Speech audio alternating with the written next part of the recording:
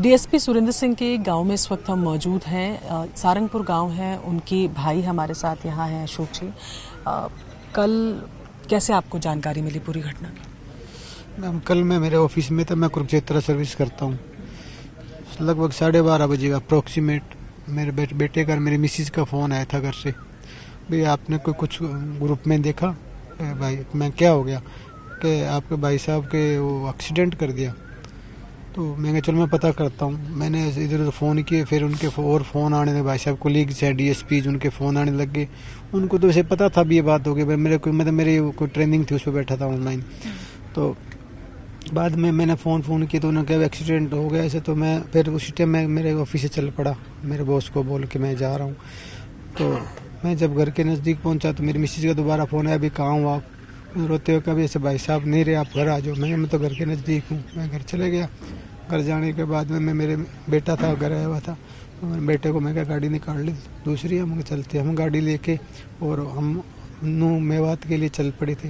जब हम GT road चढ़े तो एसपी कुरुक्षेत्र का रेडर है सुनील, वो भाई साहब का जानकार है, क्योंकि भाई साहब की पोस्टिंग लगभग सारी कुरुक्षेत्र और अम्बाड़ा रेंज में ही रही है। और तो उन्होंने फ़ोन किया, मैं तो जा रहा हूँ जी। बोलो एसपी मैडम मर आ गए, आप आ जाओ। तो मैंने मिसिज को मैंने बोला तो भाभी को बताना मत, क्यों मेरी भाभी जी अकेली थी, 2 पोते थे छोटे, और हमारी जो बहू है वो उसकी बेटे की भतीजे की वो इशारा आई तो पेपर देने। भाई साहब वहाँ थे, बेटा बाहर है ही। तो मैं वो अकेले हैं, 1-2 घंटा निकले भी अच्छा, एक बार बताना मत, आप थोड़ी देर में चले जाना उनके पास, ताकि हम इतने वहाँ चले जाएंगे।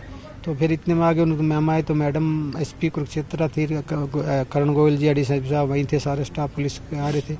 तो उस टाइम उनको पता लग गया था। बाकी मेरे को तो 12:30-1 के बीच में अंदाजा पता लगा। जिस तरीके की घटना सामने आई और जाहिर तौर पर बेहद बहादुर थे, अवैध खनन माफिया के खिलाफ गए थे, कभी इससे पहले कुछ इस तरीके के इंसिडेंसेस हुए कि आपको लगा हो, आपने कभी उनको कहा हो कि आप थोड़ा मतलब मत जाया कीजिए ऐसी जगह, ऐसा कभी कुछ हुआ था? नहीं, ऐसा तो नहीं मैम। ऐसा पहले वो शाहबाद से बदले थे।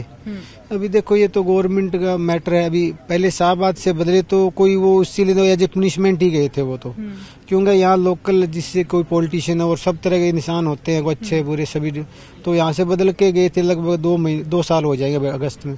तो वहाँ गए तो वहाँ भी एज ए कंप्लेंट ही गए थे वो। तो कंप्लेंट क्या थी कि कंप्लेंट वो शूट नहीं करते, जो आज इनके साथ इंसिडेंट हो वैसा इंसिडेंट हो सकता है यहाँ भी कर देते। तो वो अपने हिसाब से नौकरी करने वाले थे। तो उससे पहले जब वो मेरे पास आते थे ना, क्यों जब भी आते तो घर जाके नहा धो के चाय पी के अपने दोनों पोतों को और भाभी जी को लेकर मेरे पास आते थे। 1 घंटा 2 घंटा कई बार डिनर करके भी जाते थे लगभग। तो मेरे पास नजदीक है, मेरा 8 सेक्टर में, उनका 4 सेक्टर कुरुक्षेत्र, नजदीक 5-7 मिनट का रास्ता पैदल भी। तो वो वैसे बात तो मेरे को लगभग सारी बात शेयर कर ही लिया करते। वो तो डिपार्टमेंट की वो बताया करते। जैसे पहले एसपी जी थे नरेंद्र बिजाड़िया जी, ये थे, वो भी मैं सिंगला साहब है। तो वो वैसे क्या करते भी, देखो मैं नौकरी करता हूँ, मेरे मन माफिक स्टाफ नहीं मिलता कई बार। जैसे भाई मैं अलग नेचर का हूँ, दूसरे अलग नेचर के, तो मैं जितनी कोशिश करता हूँ उससे रिजल्ट नहीं मिलते और कोऑपरेशन भी नहीं मिलता स्टाफ का।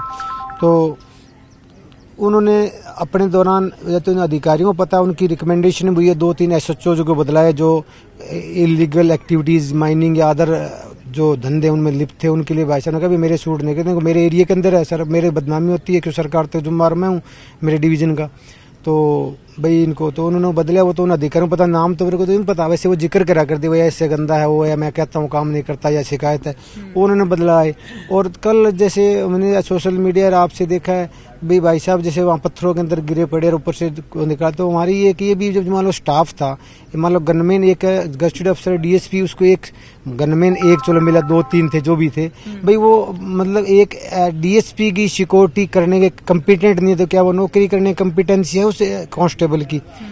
भाई चलो बचाना नहीं बचाना ऊपर लाते हैं, पर एफर्ट्स तो हो सकते हैं। भी कुछ हाथ पैर मारे आदमी, भाई एक डीएसपी डंपर को खुद रुकवा रहा है, तो क्या वो किस लिए थे? वो गाड़ी में बैठने के लिए थे। उन्होंने क्या किया, वो कहाँ लोकेशन थी, क्या कर रहे थे वो, ये एक जांच का विषय है।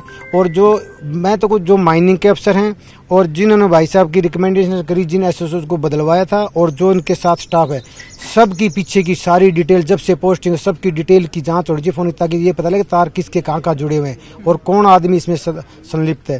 क्योंकि ऐसा एक सुरेंद्र सिंह तो देखो ईमानदारी का नतीजा तो आपके सामने, अगर वो उनसे ऐसा होता तो आज वो जिंदा होता और हमारे बीच होता, और ईमानदारी के कारण आज वो कुचला गया, बाकी लोग सुरक्षित है। अब कल मान लो किसी को पकड़, हम कहते हैं एनकाउंटर, हमें एनकाउंटर से क्या करना, हम तो कहते हैं उसको पकड़ के उसको ऐसा इंटरोगेट करो ताकि सरकार को ये पता लगे भी इसके पीछे कौन कौन आदमी है, उनको सबको रगड़ा जाए इस बात के लिए। और अशोक जी, आप ये कह रहे हैं कि कल जिस तरीके की जो पूरी घटना हुई, आपको लग रहा है कि ये प्री प्लान था, या आपको लग रहा है कि साथ वाले जो थे वो इनकम्पिटेंट थे कि ऐसे हालात हुए थे वो लड़े नहीं? क्या कहाँ आपके दिमाग में ऐसा है मैम, देखो मेरी एक कॉमन बात है, मैं नहीं तो किसी से पूछोगे ना। अभी देखो सरकार ने, देखो हम ये कहते सरकार के हम कोई दोष नहीं, सरकार ने पूरा एक्शन लिया, बात ठीक है, वो एक अलग मैटर है। पर बात ये ना, मान लो एक डीएसपी रैंक का अफसर, देखो डीएसपी के पास कई थाने होते हैं, कहीं 2 है 3 है 4, और डिवीजन का एसओ होता है। एक कंसर्न एसओ जो मान लो डीएसपी को कोई, उनको भाई साहब को जैसे रिपोर्ट मिली, और जैसे किसी कुलीग ने बताया कल वहाँ भाई उनको एक मैसेज आया, फोन आया, उस टाइम वो डीएसपी साहब चल पड़े अपनी गाड़ी लेके। जब डीएसपी को पता लगा अवैध माइनिंग हो रही है वहाँ, तो क्या एसएचओ जो अपने क्षेत्र का मालिक होता है, उनके पास तो 3 4 थाने थे, उस एसएचओ ने क्या किया, वो कहाँ था, उसकी लोकेशन क्या थी, वो अपने आप दफ्तर में आराम से बैठा था, और डीएसपी वहाँ लोगों से लड़ रहा था और अपनी जान कुर्बान कर रहा, तो वो एसएचओ कहाँ था, और माइनिंग के अधिकारी कहाँ थे? ये काम तो माइनिंग वालों का है ना, माइनिंग वाले इन्फॉर्मेशन देंगे पुलिस को, भाई हमारे को पुलिस प्रोटेक्शन चाहिए जी, हमारे एरिया का अवैध माइनिंग हो रही है। पुलिस के जो माइनिंग के जो अधिकारी है, उनकी भी सारे फोन की डिटेल की जांच होनी चाहिए, और उनकी भी जो स्टाफ था उनकी क्या गतिविधि है, वो आदमी कब से हैं, उनकी क्या गतिविधि, पीछे का बैकग्राउंड क्या है, उनका क्या कैरेक्टर है।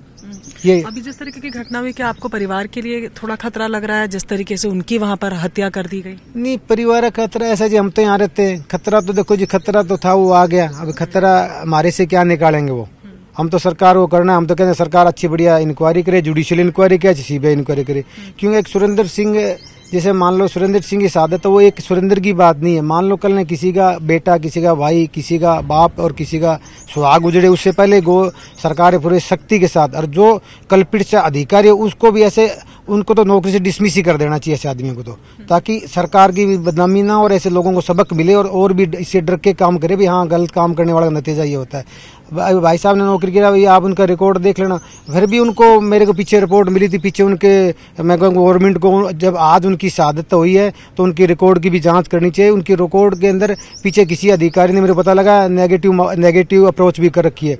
वो अगर मान लो इतना ब्रेव था तो वो नेगेटिव अप्रोच भी नहीं होनी चाहिए उसके करेक्टर रोल के अंदर, एसीआर के अंदर।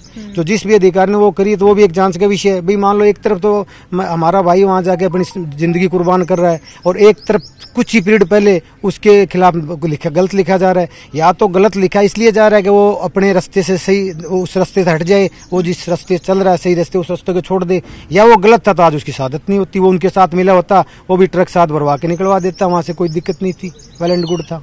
आप ये तस्वीरें जो हैं सुरेंद्र जी के घर के बाहर के देख रहे हैं, ये भाई हैं उनके दोनों, और बड़े भाई, और आंखें नम हैं पर बात कर रहे हैं, क्योंकि इनका साफ तौर पर कहना है कि ईमानदारी की सजा मिली है इनके भाई को। और ऐसे में वो तमाम लोग जो चाहे उनके स्टाफ में थे या एसएचओ थे, उन सब की जांच, उन सब की लोकेशंस की जांच होना अहम है, क्योंकि कहीं ना कहीं सिर्फ मौके पर डीएसपी का होना सवाल उठाता है। बाकी लोग उस वक्त कहाँ थे, क्या उन्होंने किस तरीके के कोई एफर्ट करे, इन सभी को लेकर जांच होनी चाहिए। और इनका कहना है कि इनका भाई चला गया है, लेकिन कोई और ईमानदार आदमी अपने काम करने से ना घबराए, अब ये सरकार की जिम्मेदारी है। वीडियो जर्नलिस्ट पंकज गोसाई के साथ प्रियंका कांडपा, न्यूज़ 18 इंडिया, हिसार, हरियाणा।